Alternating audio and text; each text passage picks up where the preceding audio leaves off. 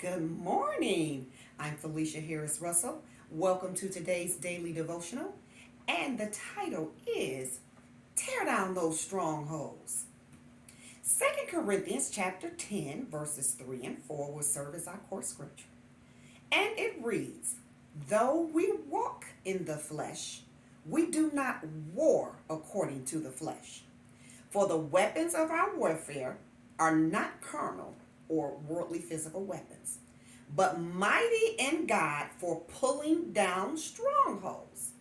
Now, in this scriptural context, pulling down strongholds refers to demolishing walls of resistance in people's minds. Now, that can be in our minds or in someone else's. Today, we're going to focus on dealing with strongholds when it pertains to someone else, and we'll deal with ours in another devotional.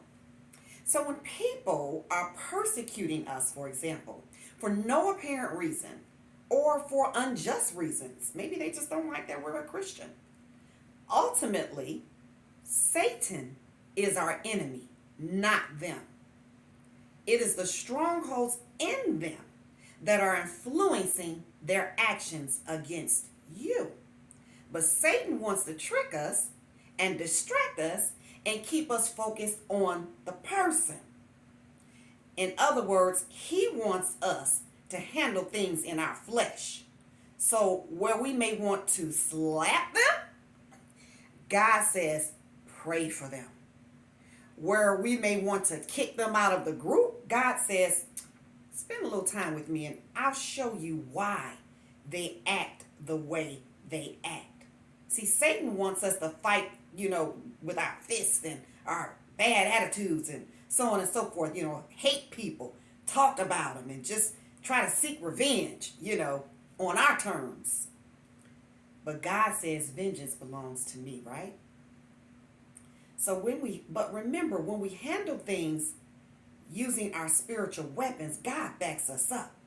When we use our spiritual weapons and wisdom, he'll back us up. But when we get in the flesh, we only make matters worse. And on top of that, we usually tend to make things drag out a whole lot longer than they would have if we wouldn't have gotten in the flesh. So today, beloved, remember, though we walk in the flesh, we do not war according to the flesh.